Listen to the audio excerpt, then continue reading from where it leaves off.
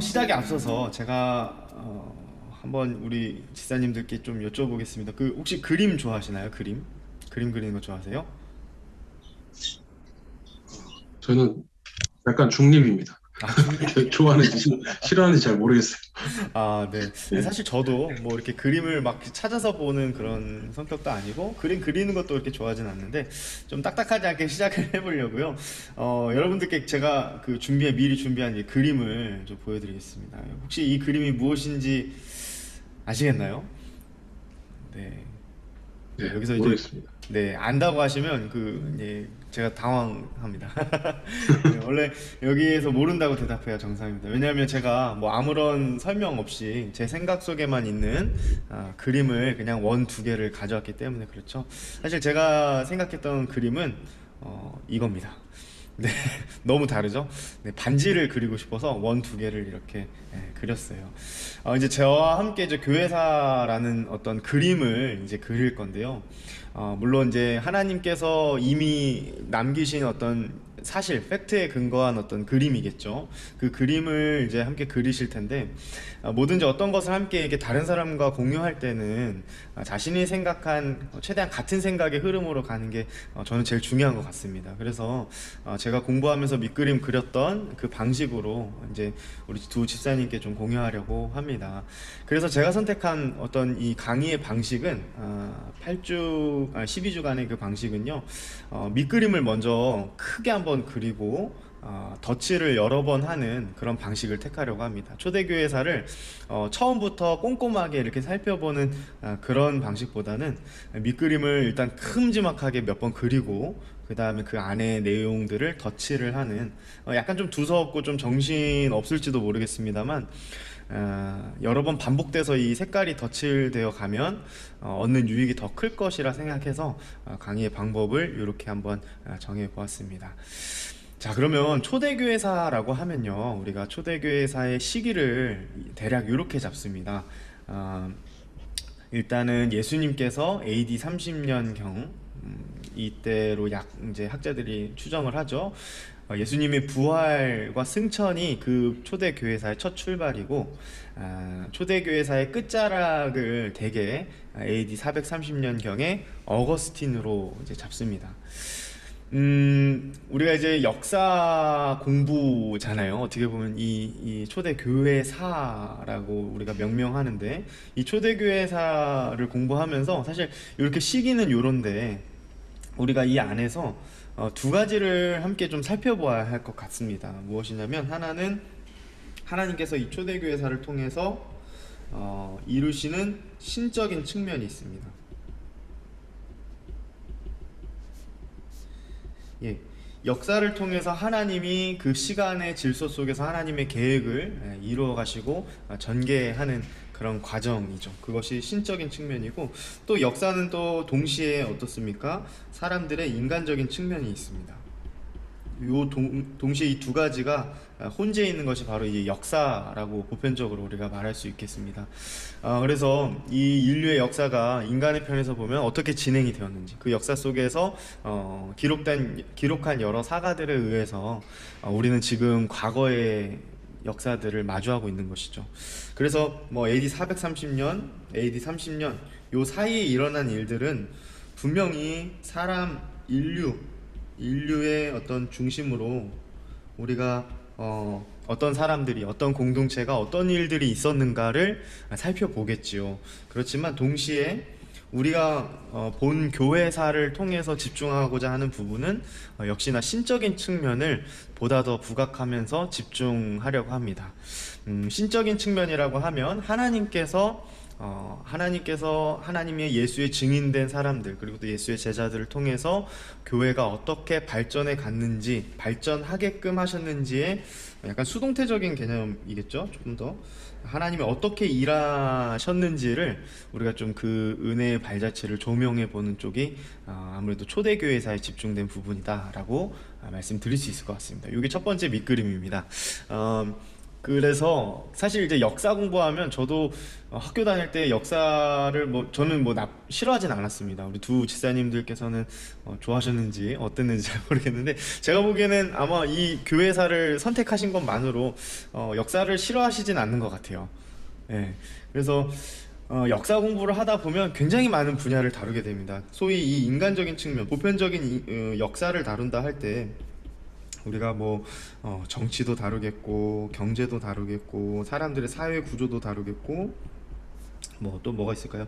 도덕적 측면에서의 여러 분야들을 또 다룰 수도 있겠고 되게 다양한 분야들이 있겠죠. 사람과 관련된 일이라면 역사를 통해서 다 다루면 좋으니까 말이죠. 근데 우리가 그렇게 초대교회사를 마치 이렇게 피자 나누듯이 그렇게 보기에는 시간이 너무 없습니다. 그래서 신적인 측면에 조금 더 집중하겠다. 네, 이런 말씀을 드리려고 제가 좀 장황하게 말씀을 드렸습니다.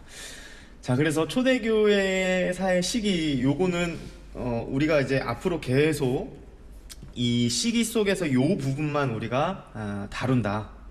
요것을 기억을 해주시면 좋겠습니다. 그래서 특히 이제 어거스틴을 그 교부의 끝자락으로 보거든요. 이 초대 교부의 끝자락이면서도 동시에 어떻게 보면은 이 로마 제국과 결탁된 교회의 어떤 마지막을 보여주는 인물이기도 합니다. 당대의 엄청난 신학자였으면서도 동시에 그 동부의 게르만족 바바리안이라고 하죠. 예, 바바리안이 위쪽에서 쳐들어오면서 사실 이 어거스틴이 서방 신학의 어떻게 보면 그 가장 어떻게 빛났던 학자였습니다. 그리고 또 서방 교회의 어떻게 보면은 최후의 보루의 역할을 했던 것이죠. 그런데 동부에서 소위 그 야만족이라고 불렸던 사람들의 침략에 의해서 로마 제국이 몰락함과 동시에 무엇을 보냐면 로마 제국과 결탁되어 있는 기독교가 함께 몰락하는 것처럼 본 인물이기도 합니다. 그래서 이 시기를 거치면서 또다시 교회는 새로운 형태의 모습으로 중세 교회의 모습으로 나타나기 시작하죠. 그래서 요 어거스틴까지를 우리가 이제 살펴볼 겁니다. 자, 제가 밑그림을 또 여러 번 그리겠습니다. 이게 시기 구분이고요. 초대교회사의 여러 그러면 주제들이 있어요. 신적인 측면에서 우리가 살펴볼 때, 신적인 측면에서 살펴볼 때 하나님께서 이 초대교회사를 통해서 어떤 것들을 주로 우리가 캐치하기를 원하시는가 가만 보니까 한 6개 정도가 있습니다. 이 필립 샤프라는 교회사의 현대 교회사의 굉장히 큰 아버지급의 분이세요. 근데 이 분이 전집을 내셨는데 전집 속에서 서문에서 이렇게 정의를 내립니다. 첫 번째는 선교의 역사입니다. 선교의 역사. 네, 그래서 초대 교회사 때부터 기독교가 어떻게 이방 전역으로 확장되어 갔는가를 살펴보는 것, 이것이 첫 번째 포인트고요. 두 번째는 박해의 역사입니다. 박해의 역사. 첫 3세기 동안 특별히 많은 박해가 있었어요. 초대 교회에 예수를 믿는다는 이유로 엄청난 많은 박해들이 있었습니다. 좀 이따 살펴보겠지만 유대인들에게도 박해를 당했고 로마 황제에게도 박해를 당했습니다. 네, 그래서 어떻게 보면 초대교회의 역사는 박해와 순교의 역사다라고 많은 우리 목사님들께서 이야기하시는 이유도 이러한 측면에서 본다면 큰 무리는 아닌 것이죠. 그리고 세 번째는 예배의 역사가 있습니다. 예배의 역사. 놀랍게도 초대교회가 조직적으로 그리고 또 체계적으로 예수님께서 부활 승천하신 이후에 제자들을 통해서 복음이 전하게 되면서 함께 이루어졌던 것 중에 하나가 무엇이냐면 교회의 조직성과 체제성입니다. 가시적인 교회가 우리가 지금 현대 2022년을 살아가고 있지 않습니까? 근데 지금 우리가 익숙하게 대하는 어떤 집사, 어떤 그런 직분에 대한 이해도 그렇고요.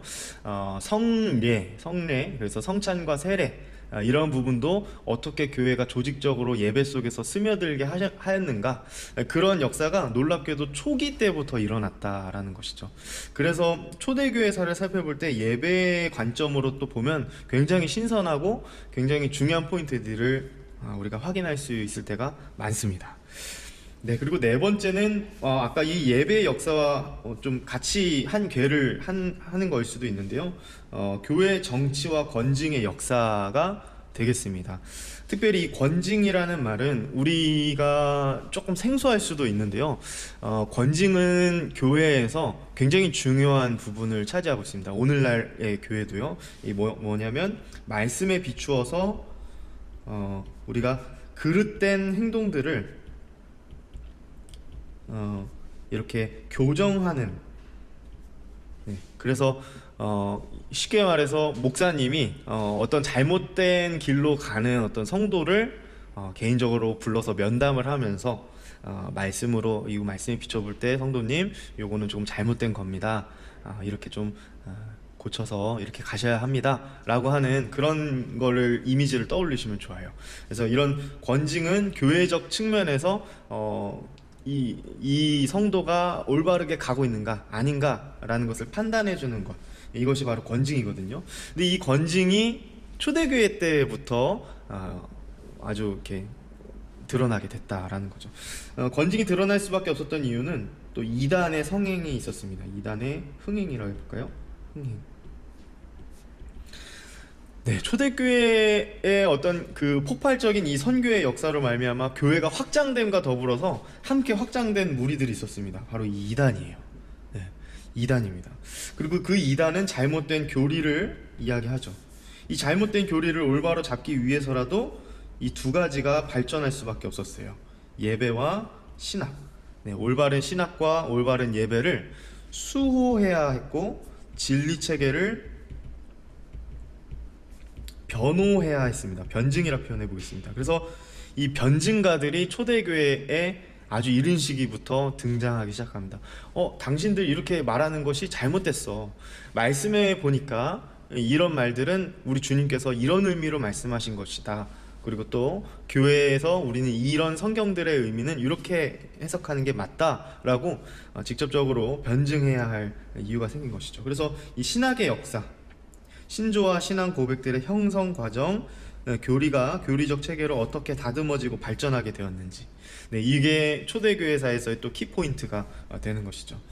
그리고 마지막으로 기독교적 삶의 역사. 이 글씨가 잘 안 보이시겠네요. 이거 글씨가 좀 색깔이 네, 기독교적 삶의 역사인데요. 우리가 이제 아드폰테스라고 해서 요즘 많이 슬로건을 우리 교회 안에서도 많은 얘기들을 합니다. 무슨 얘기를 하냐면 다시 복음으로, 그리고 다시 초대교회로, 뭐 이런 얘기들을 많이 해요. 다시 뭐 그 종교개혁으로, 이런 얘기들을 많이 하죠. 근데 그렇게 이야기하는 주요 그 논지는 무엇이냐면 이 기독교적 삶의 역사에서 잘 드러납니다. 초대교회사의 성도들만큼 열정적으로 복음을 전한 적이 없었던 것 같고, 또 초대교회 성도들만큼 순교를 각오하면서 복음에 올바로 살려고 노력했던 적이 없었던 것처럼 느껴질 정도로 굉장히 뜨거웠죠. 그래서 이러한 기독교적 삶의 형태가 과연 로마 제국이라는 거대한 제국의 흐름 속에서, 그리고 또 헬라의 문학들과 여러 철학들이 이제 흡수되는 시기거든요. 그런 철학들이 흡수될 시기에 이들은 어떻게 그 자신의 정체성을 가지고 있었고 어떤 삶의 모습을 가지고 있었는가, 이런 것들을 우리가 이제 신앙의 후손의 입장으로서 선조들의 모습들, 믿음의 선조들의 모습들을 우리가 발견한다면 굉장히 좋은 주제가 되는 것이죠. 그래서 이렇게 선교, 박해, 예배, 신학, 기독교적 삶의 역사, 교회 정치와 권징의 역사를 초대교회의 어떤 큰 주제로 우리가 잡아볼 수 있을 것 같습니다. 네, 이것이 또 한 번의 밑그림이 됩니다. 네, 아까는 시기였죠. 네, 30년부터 430년까지. 어떤 분들은 그레고리우스까지 보지만 우리는 여기까지만 보겠습니다. 그래서 여기에 이제 6개의 주제들을 기억하시면 조금 더 그림이 더해지는 것이죠. 근데 그것도 조금 복잡하고 헷갈릴 수 있습니다. 네, 그래서 또 압축을 한번 해봤어요. 이 라은성 교수님이라고 총신의 아주 좋은 우리 교회사 교수님이 계신데, 이 교수님께서는 이걸 또 4가지로 압축을 했습니다. 참 대단하신 것 같아요. 4가지로 압축했는데요. 이거 압축을 했을 때 어떻게 했냐면, 첫 번째는 로마 제국. 네.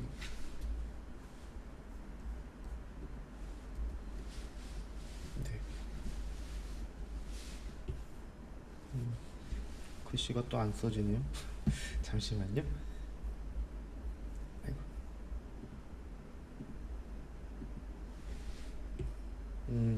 그냥 글씨 안 쓰고 이렇게 말씀드리겠습니다. 첫 번째는 이 로마 제국이고요. 두 번째는 핍박, 그리고 세 번째는 교부, 그리고 네 번째는 이단입니다. 아까 6개를 조금 더 정리를 하고 압축을 한다면 이 4가지 기둥을 초대교회사를 이해하실 때 기억하시면 좋습니다. 그래서 교부는 뭐냐면 초대교회사 때 교리와 또 목양적 관점에서 정말 사도들을 이어서 속사도들이 또 그것을 그 예수님의 증인된 삶을 살아가는데 중점적인 역할을 했고, 그 속사도를 잇는 사람들이 교부들입니다. 이 교부들의 활동 시기가 로마 제국과 함께 갑니다. 네, 그래서 그렇게 보시면 교부도 하나의 중요한 키워드가 될 수 있는 것이죠. 네, 이것도 조금 정리가 안 되고 약간 답답하실 수 있습니다. 그래서 저는 이렇게 정리를 했습니다.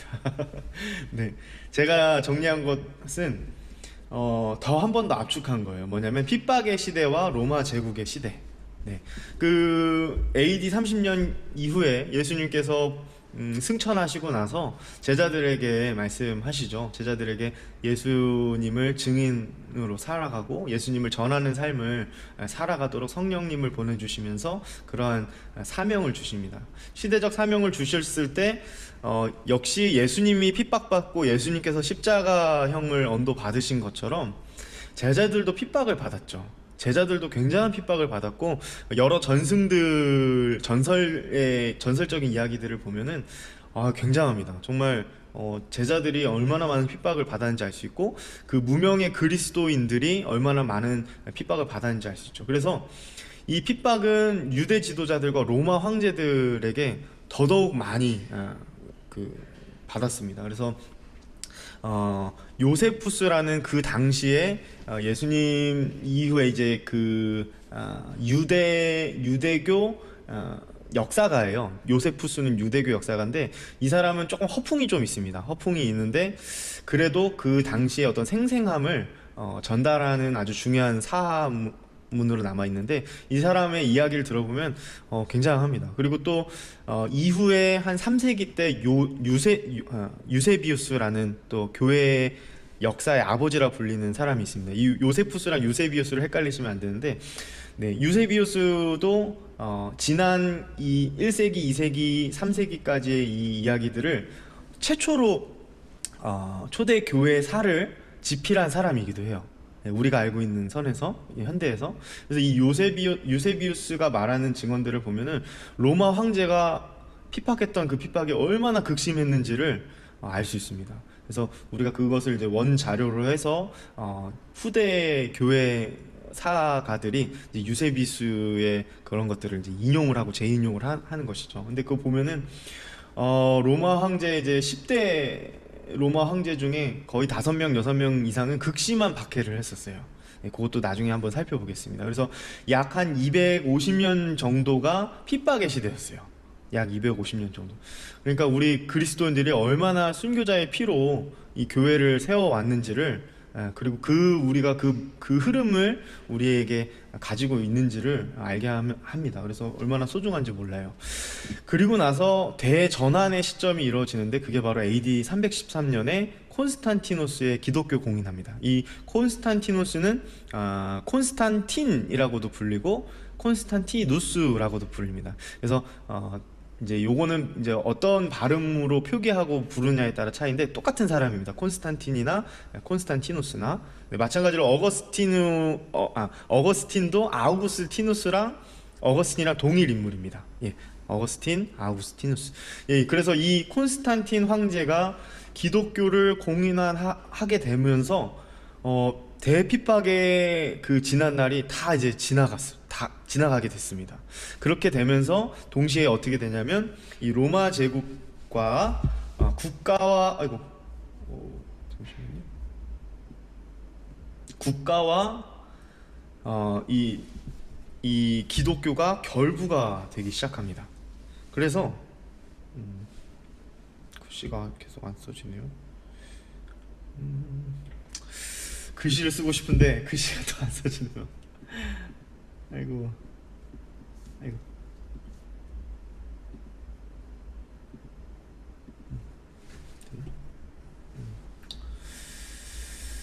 예,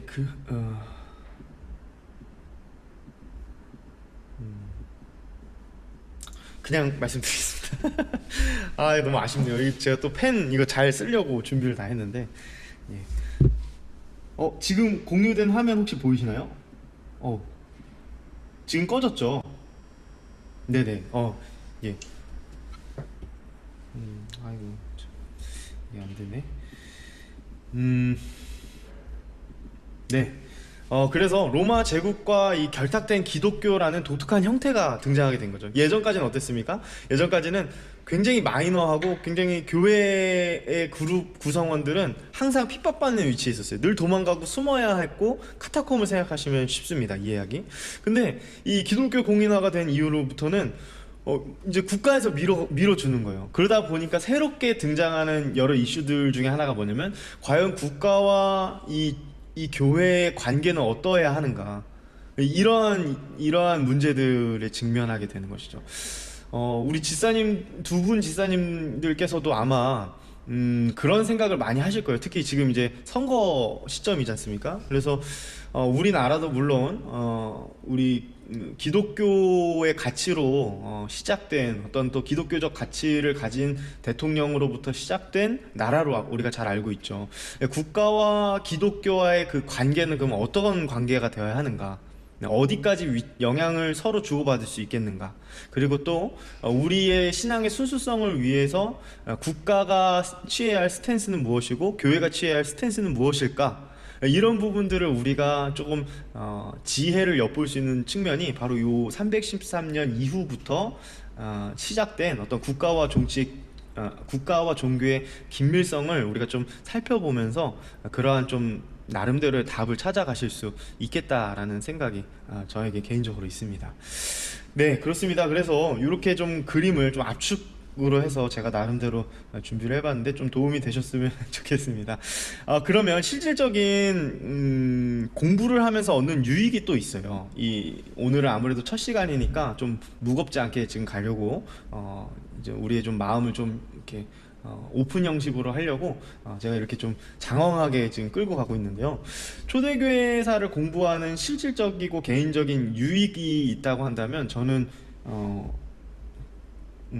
이 역사를 우리가 지금 만들어가는 입장에서 역사를 하고 있기 때문이다라고 저는 얘기할 수 있을 것 같습니다. 이걸 조금 더 풀어서 설명을 드리면 역사학위는 뭐냐면 지금 우리가 과거의 어떤 특정 시점을 공부하는 것이죠. 그래서 그거는 역사학위입니다. 역사학위.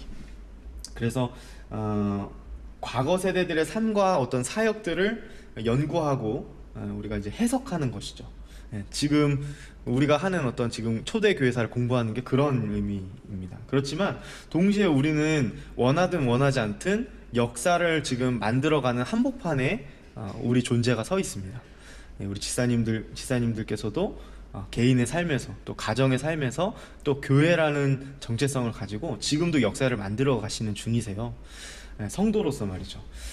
그렇기 때문에 우리는 역사를 만들어가고 있는 이 시점에서 계속 그 갱신이 되지 않습니까? 역사를 만들고 있는 이 시점 속에서 계속 우리는 늘 현재를 마주하고 있는데 역사를 하는 것이 역사를 만드는데 굉장히 큰 도움이 된다는 것이죠. 가령 제가 아까 말씀드렸던 것, 국가와 교회의 두 관계 속에서 우리가 과거의 삶을 조명하면서 역사하기를 통해서 지금의 내가 어떤 역사를 만들어 갈 것인가, 네, 이런 부분들 굉장히 중요한 포인트를 우리는 얻을 수 있습니다. 신적인 측면에서도 하나님께서 이 일들을 어떻게 이루어 가시는가가 우리는 역사하기를 통해서 발견할 수 있는 것이죠. 조금 딴 얘기하면 이번에 우크라이나 상황을 보면서 제가 정말 놀라는 것들이 되게 많습니다. 모두의 어떤 예상을 깨고 젤렌스키 대통령이 하는 어떤 이야기들, 그리고 세계 서유럽과 이 동부 유럽과 또 미국의 어떤 패권 속에서 이루어지는 이런 일들을 보고, 또 보편적인 어떤 도덕성의 추구가, 하나님이 만드신 양심의 찔림과 도덕성의 추구가 전 세계적으로 어떻게 사람들의 마음을 움직이는가, 이런 것들을 보면서 제가 굉장히 많은 일반 은총적인 은혜를 받고 있어요. 진짜 마음이 뭉클하고, 하나님이 만드신 이 하나님의 형상을 따라 지음받은 인간이 얼마나 그 생명이 소중한가.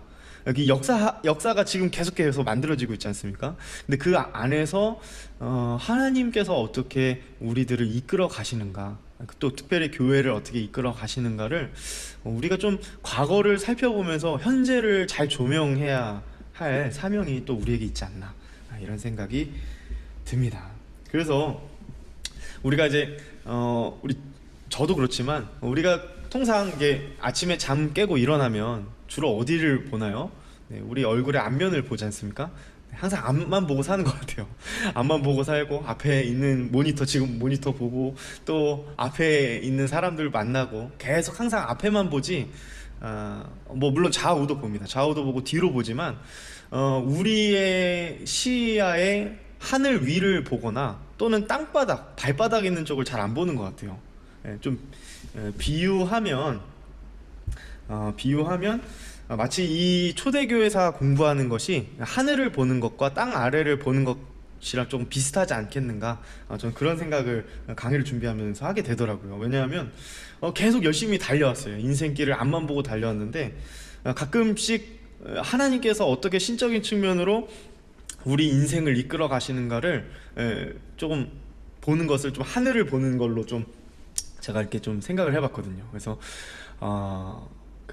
가끔씩은 좀 하늘을 올려다 볼 여유가 좀 있어야 우리의 삶을 제대로 조명하게 되지 않나, 그런 측면에서 좀 하늘을 보는 것과 같지 않나, 이런 생각을 좀 했고, 또 동시에 초대교회사를 공부하는 것은 내 발 밑을 보는 것이라 또 생각이 들었어요. 왜냐하면 내가 지금 어느 쪽으로 가고 있는가, 어느 방향으로 역사를 만들어 가고 있는가, 그런 생각이 들어서 그러한 좀 비유로 간략하게 이 초대교회사의 어떤 밑그림들을 이렇게 한번 그려봤습니다. 이제 본격적으로 초대교회의 시작을 좀 살펴보려고 합니다. 네, 그리고 제가 강의가 10시 55분에 무조건 마칠 거거든요. 그래서 부담 없이 그냥 필기하실 것들 있으시면 필기하시고, 부담 없이 그냥 들으시면 되고요. 제가 오늘 다 못 나간 건 또 다음 주에 이어서 나갈 예정이니까 시간적인 것 꼭 지켜야 또 좋은 강의자라고 해서 그렇게 좀 나가보려고 합니다.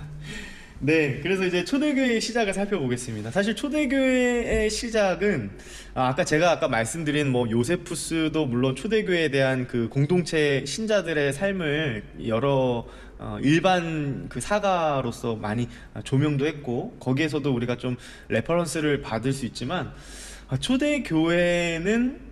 초대교회의 시작을 아까 제가 예수의 부활과 승천이라고 했는데, 이 부분은 우리가 가장 강력한 레퍼런스는 어디 있냐면 신약 성경에 있습니다. 신약 성경 누가복음과 사도행전에 있습니다. 그래서 오늘의 주요 골자의 이야기들의 레퍼런스는 제가 사도행전을 참고해서 우리 두 지사님께 말씀을 드리려고 합니다.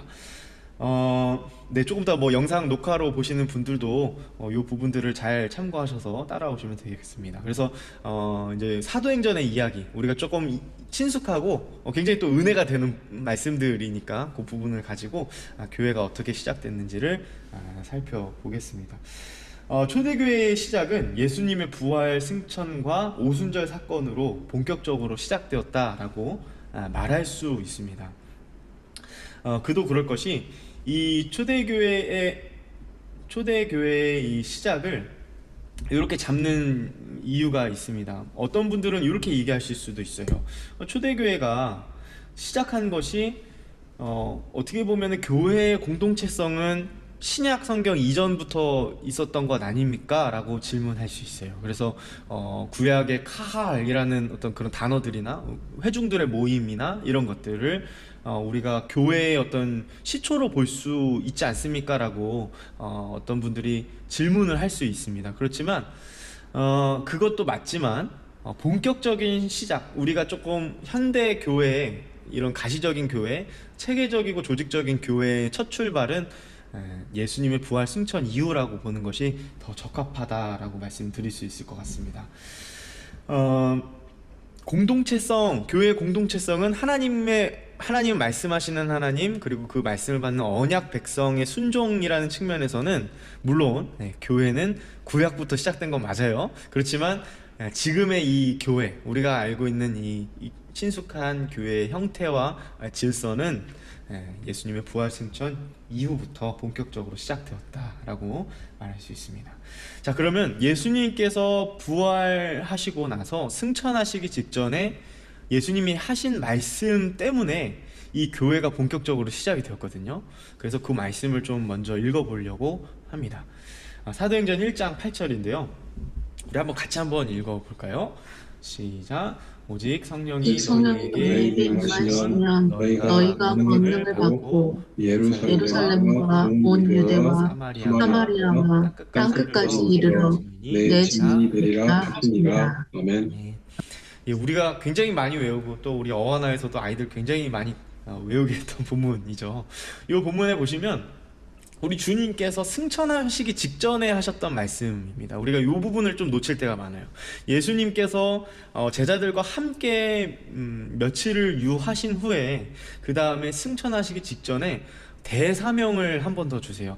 우리가 알고 있는 마태복음 26장에 제자를 삼고 모든 민족을 제자로 삼고 아버지와 아들과 성령의 이름으로 세례를 주고 그렇게 했던 그 파송의 그 대선언과 함께 양대산맥을 이루는 선언이 있다고 한다면 요 선언입니다. 사도행전 1장 8절인데 성령을 주시겠노라고 요한복음에서 말씀하신 이후에 제자들에게 성령을 받으라라고 말씀하신 이후에 성령을 주시는 장면이에요.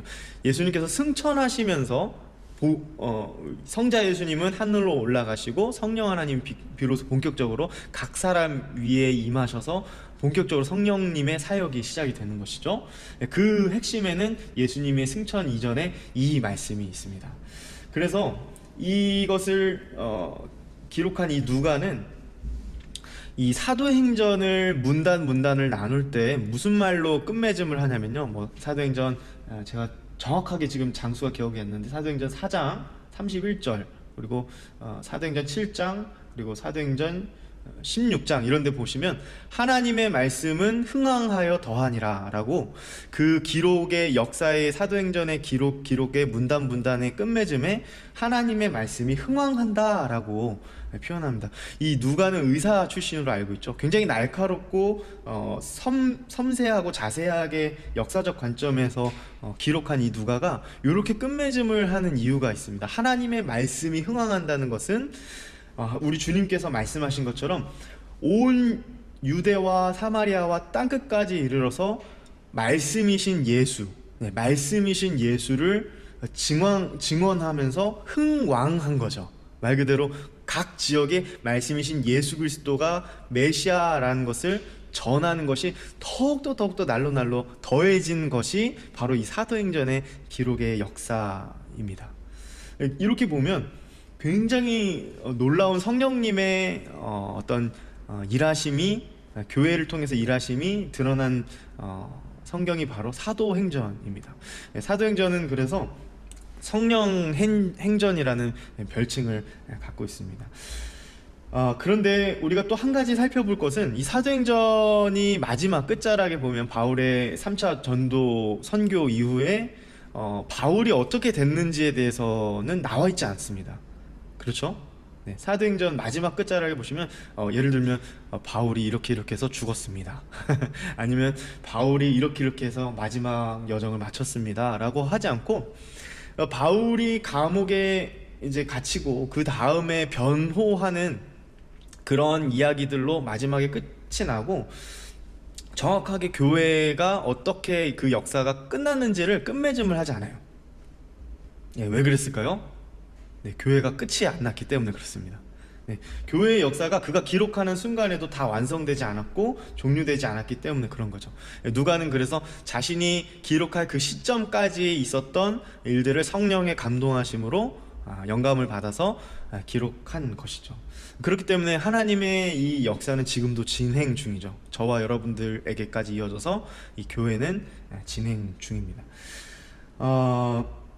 네, 그래서 우리 역시도 이러한 부분들을 생각하면서 이 강의를 본다면 조금 남다를 것 같습니다. 왜냐하면 성령이 너희에게 임하시면이라는 이 대사명을 받고 지금도 일하는 그 명맥을 이어온 여러 예수의 증인들로 통해서, 예수의 제자들을 통해서 지금 우리가 지금 예수를 믿기 때문에 그렇죠.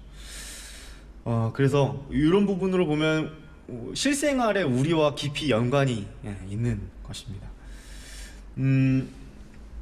여기 그 사도행전 1장 8절을 보면은 요 내 증인이 되리라 라는 것은 예수님께서 너 예수의 증인이 되도록 너희들이 이렇게 일을 해야 해 라는 사명적 측면도 있지만 선언적 측면도 있어요. 선언이라는 것은 하나님께서 하나님의 존재로 사람에게 선언하시는 거죠. 마치 창세기에서 빛이 있으라 라고 말씀으로 선언하실 때 빛이 있었던 것처럼, 그리고 또 너희들에게 복이 있을지어다 라고 우리를 복된 존재로 선언하시지 않습니까? 그런 것처럼 아브라함에게도 너를 복된 존재로 만들어주겠다, 계속 복을 강조하잖아요. 창세기 특별히 보면 그러한 선언적인 것처럼 예수님께서, 우리 주님께서, 삼위일체 되신 하나님께서 우리에게 선포하시는 것이기도 해요. 네, 그래서 교회는 이 예수 그리스도의 선언적 측면을 통해서 말씀 자체가 흥왕케 되는 교회의 놀라운 역사로 이어지게 되는 것입니다. 그분의 능력으로 힘이 있는 것이죠. 네, 그러면 예수님과 초대교회의 연관성을 조금 더 살펴보겠습니다. 이 글씨가 제가 써줘야 이게 되는데 참 네. 제가 잠깐 한번 꺼보고 다시 한번 켜보겠습니다. 죄송해요. 제가 이거를 껐다가 다시 한번 키면 될 것 같거든요. 그래서 조금만 기다려주시면.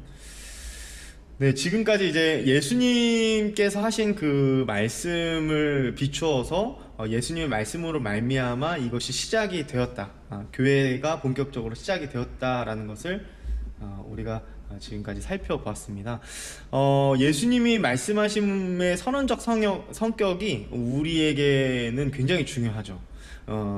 우리의 능력으로, 인간의 제도적인 측면으로 교회가 시작이 되었다라고 생각하는 경우들이 굉장히 많습니다. 그렇지만 예수님께서 선언하신 그 선언의 능력을 힘입어서 교회가 있을 수 있다라고 우리가 이야기하는 것이 더 올바르기 때문에 그렇습니다. 그래서 이제 앞으로 좀 살펴보면서 이야기하고자 하는 부분은 간혹 그런 얘기들을 많이 해요. 예수님이 교회를 구성하시고 교회를 만드시길 원하셨다라는 그 주장에 반박하는 사람들이 굉장히 많아요. 가령 이런 얘기들이죠. 교회뿐만 아니라 예수는 교회가 만들어냈다, 이런 얘기들 혹시 들어보셨나요? 그러니까 교회가 조금씩 발전하게 되면서 인간적인 이 사람들의 인간적인 모습들 속에서 서로 단합해서 머리를 맞대어서 교회라는 제도를 만들어내고, 교회라는 어떤 사회 구성을 만들어내고, 그 중심에 예수라는 사람을 만들어냈다라고 이제 굉장히 급진적인 신학을 하시는 분들은 그런 얘기들을 합니다.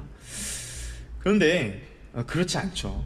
예수와 이 초대교회의 연관성을 우리가 심도 있게 보면은 그런 얘기들을 결코 할 수 없습니다. 교회는 예수님과 동떨어져 있지 않거든요. 예수님의 선언으로 말미암아 교회가 시작됐습니다. 그래서 이런 얘기들을 합니다. 누가 예수 공동체의 창시자인가? 예, 그래서 예수님도 바울이 만들어냈다. 그리고 바울은 교회의 공동체를 만드는 핵심 역할을 했다. 그래서 바울 신학을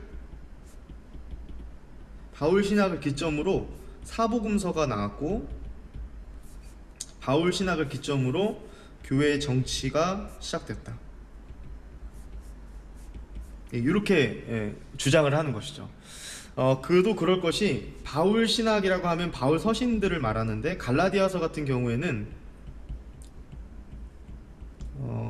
보수적인 일반적인 통념에서도 갈라디아서는 사복음서보다 이른 시기에 되었다고 봅니다. 그래서 시기상 바울의 갈라디아서 같은 경우만 보아도 바울이 먼저 그렇게 이야기를 했기 때문에 사복음서가 그 후대에 영향을 받았지 않겠는가, 이렇게 주장을 하는 것이죠. 그런데 이런 부분들은 결코 사실이 아닙니다. 왜냐하면 교회의 교리적 탄력과 이 예수님에 대한 증언들은 역발상으로 했을 땐 이게 되게 논리적이고 설득력 있어 보일지 모르지만, 사실 논리적인 결함이 굉장히 많아요. 뭐 예를 들면 이렇게 보았을 때 바울이라는 사람이 이전에 예수를 이런 식으로 이익을 취하고 이러한 어떤 종교를 창시하는 데 있어서 그가 가지고 있었던 그 당시의 스탠스를 보면은, 그 사람은 가말리아 문학의 선봉이었고, 조금 이따 시간이 되면 살펴볼 수 있을지 모르겠지만 그 사내들인 의회의 한 사람으로 있었어요. 그러니까 사내들인 의회 공의회에 보면은 70명, 대제사장까지 포함하면 71명이라고 하죠. 이 숫자 안에 들었던 사람이에요.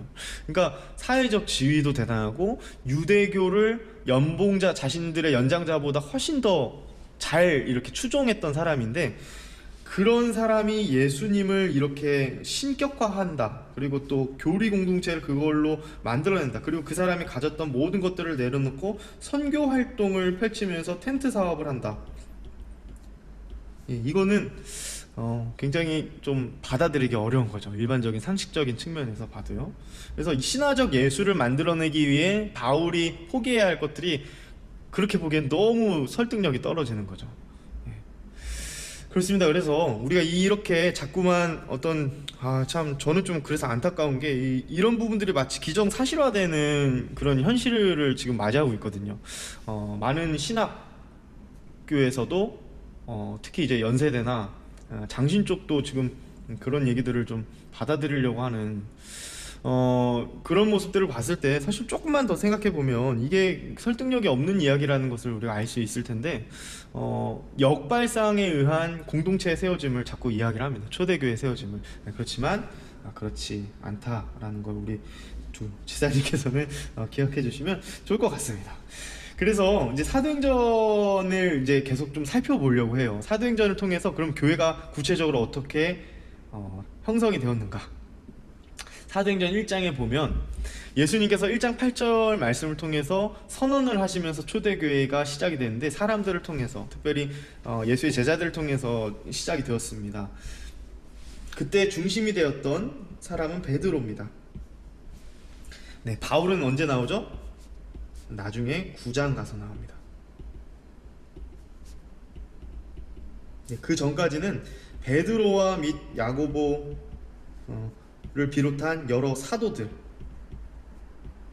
기존의 사도들이 주도하는 어떤 하나님 나라의 확장의 이야기, 하나님 나라의 흥왕의 이야기를 사도행전이 기록하고 있습니다. 사도행전. 네. 그렇지만 목사님, 죄송합니다. 그 야고보가 예수님 동생 야고보인가요? 아니면 그 사도 야고보인가요? 사도 야고보입니다. 네, 알겠습니다. 예. 그리고 이게 야고보의 순교가 나중에 나오거든요.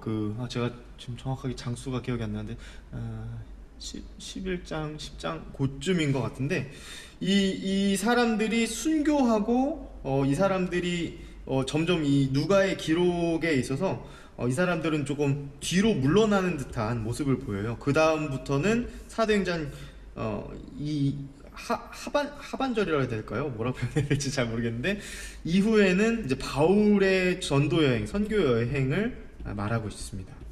네, 그래서 1장은 그래서 베드로의 설교가 되게 중요합니다. 베드로가 어떻게 설교를 했냐면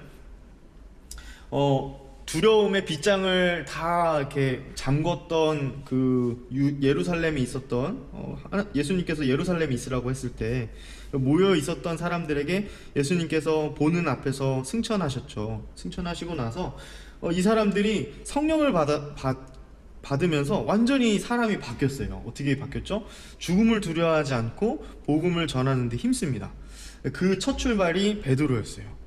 베드로가 그 곳에 모여있던 사람들에게 약 120명 정도가 모여 있었죠. 120명 정도가 모여 있는데 거기서 예수님이 주되심을 선포했어요. 그래서 그렇게 힘있게 성령의 힘을 힘입어서 선포했을 때 봉사할 사람들, 그리고 또 사도의 직무를 감당할 그 가룟 유다가 죽었잖아요. 가룟 유다가 죽고 그 가룟 유다를 대신할 마띠아라는 사람을 선출합니다. 자, 여기서부터 사도행전 1장부터 우리가 알 수 있는 건 뭐냐면 이 안에 어떤 설교적 성격, 그리고 교회 공동체 안에서 직분자의 세워짐이 직분자 세워짐의 어떤 모형이 보여지는 거죠. 네. 그래서 이렇게 사람의 세워지는 모습들, 교회 안에 조직적으로 복음을 전하는 일에 이 체계적으로 세워져 가는 부분이 이 불과 1장 안에서 우리가 발견할 수 있습니다. 네, 2장에 보면은 2장 얘기를 제가 지워버렸네요. 2장에는 뭐가 있냐면요, 제가 이제 요 PPT 슬라이드에 하겠습니다. 2장에 보면은 사도행전 2장에는 그 유명한 오순절 사건이 나와요. 오순절 사건 때 성령 하나님의 강림 사건이라고도 불리죠. 이때 모든 사람들에게 각 사람의 방언으로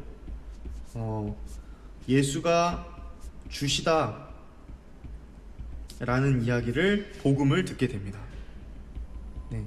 그래서 이 방언은 글로사라는 헬라어인데요, 이 외국어라고 보시면 좋습니다. 그래서 우리가 이제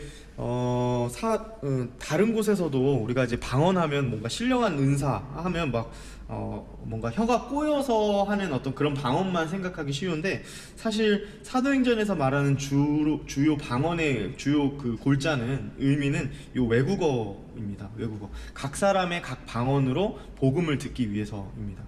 그래서 불의 혀처럼 보이는 것이 갈라져서 성령님이 임하여서 다른 나라의 언어로 말하기 시작하죠. 그래서 외국어로 저는 해석하는 것이 맞다고 봅니다. 그래서 이 세례를 받은 이가 몇 명이나 됐죠? 사도행전 2장에 보면 3,000명이 됩니다. 폭발적인 예수님을 믿고 따르는 사람들이 폭발적으로 증가합니다. 성령님의 놀라운 역사이죠. 그래서 이 사도행전 2장 41절 42절을 보면 나와 있는 3,000이나 더하더라. 그들이 사도의 가르침을 받는다. 사도의 가르침을 받고요, 서로 교제하고 떡을 뗐습니다. 네. 기도하기를 힘썼다. 네. 어떻습니까? 이런 부분들은 우리가 지금 현대 교회에서도 물론 우리가 지금 직접 사도들처럼 직접 계시를 받은 사람은 없죠. 우리는 기록된 계시, 성경 말씀에 의거하죠. 요것만 차이가 있고, 우리는 어떻습니까? 서로 교제하죠. 서로 성찬, 애찬도 하죠. 서로 기도하면서 힘쓰죠. 이런 모습들이 이미 초대교회에 등장하게 되는 것입니다. 그리고 그러면서 뭐였죠? 예수의 길을 따릅니다. 그래서 예수의 그 도를 전하는 사람으로 정체성을 가지고 살아갑니다. 네, 여기까지 오늘은 해야 될 것 같습니다.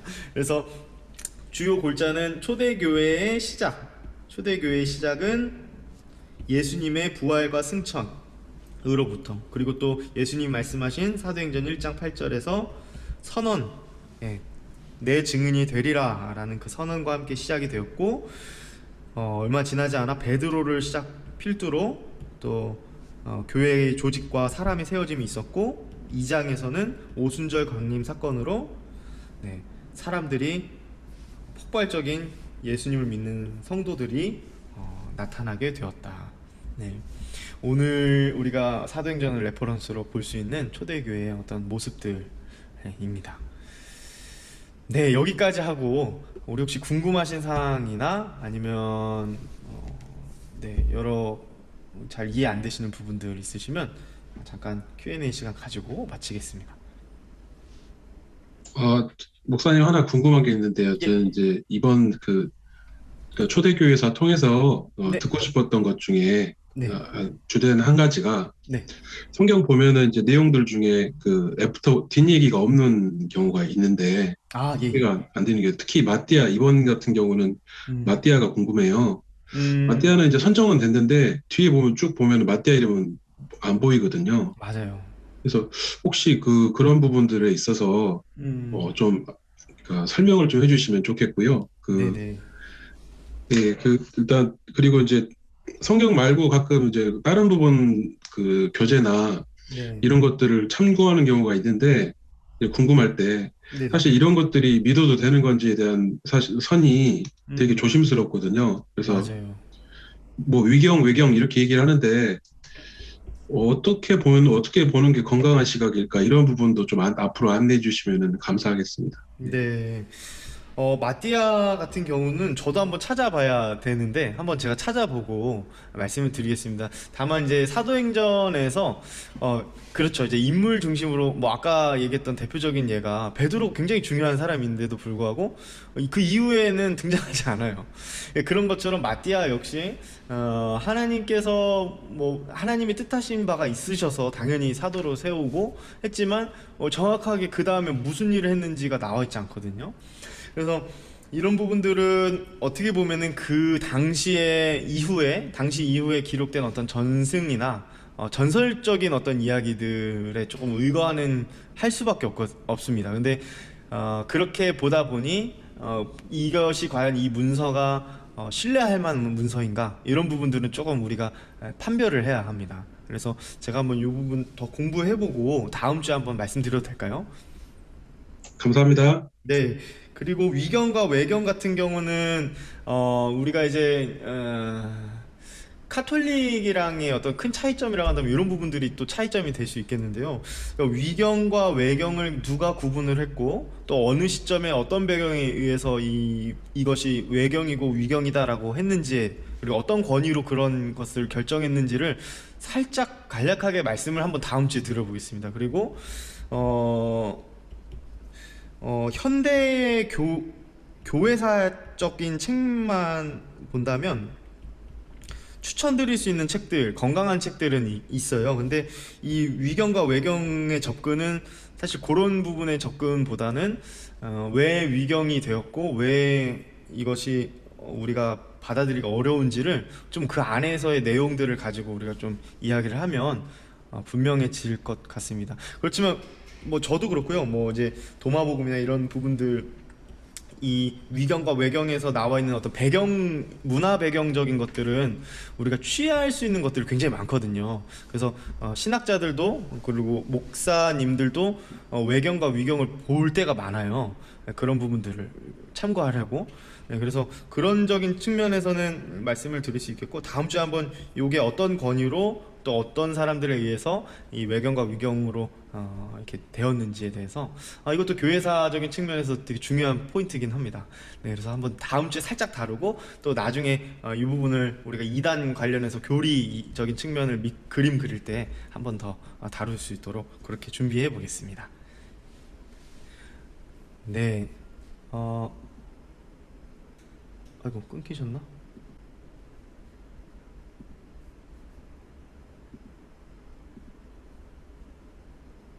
네, 아이고, 예, 예, 잠깐 끊기셨죠? 네, 네. 네네. 어디까지 말씀드렸는지 모르겠는데. 아니, 다 들렸습니다. 다 들었습니다. 아, 그래요? 예, 예, 예, 예. 예, 예. 알겠습니다. 네, 또 궁금하신 거 있으실까요? 네. 제가 이제 마치기 기도하기 전에 사실 저도 기껏해야 사실 신학 공부 10년 한 사람이고 저도 모르는 게 굉장히 많고 저도 역시나 계속 수정 보완되는 그런 입장에 있기 때문에 저도 이런 강의를 준비하는 게 굉장히 좀 조심스러워요. 그래서 제가 잘못 말씀드리면 그 잘못된 지식이 전달될까 봐 늘 이제 겸손하게 준비하려고 하는데 혹시나 제가 잘못 이야기하는 것들이 알고 계시면 중간중간 말씀해 주셔도 좋고 체크해 주신 다음에 확인을 해 주셔도 좋습니다. 네, 그래서 간절히 바라기는 이 교회사 공부가 딱딱한 공부가 아니라 좀 우리에게 신앙적인 유익이 있는 공부가 되었으면 좋겠습니다. 네, 결국 55분을 넘기지 않는다고 해놓고 넘겼네요. 네, 그럼 제가 기도하고 마치도록 하겠습니다. 좋으신 하나님 감사합니다. 하나님께서 이루어 가신 하나님의 놀라운 역사를 초대교회사를 통하여 잠시 살펴보고자 합니다. 아버지요, 우리를 지금도 이끄시는 당신의 손이 그 능력이 얼마나 크고도 깊은지를 우리가 깨닫는 시간 되게 하시고, 하나님께서 신앙의 선조들을 어떻게 이끄셨는지를 살펴보며 우리가 가야 할 내 발자취는 어떠해야 할지를 하나님 잘 조명하게 하여 주옵소서. 오늘 남은 시간도 주님께 맡겨드립니다. 예수님의 이름으로 기도합니다. 아멘.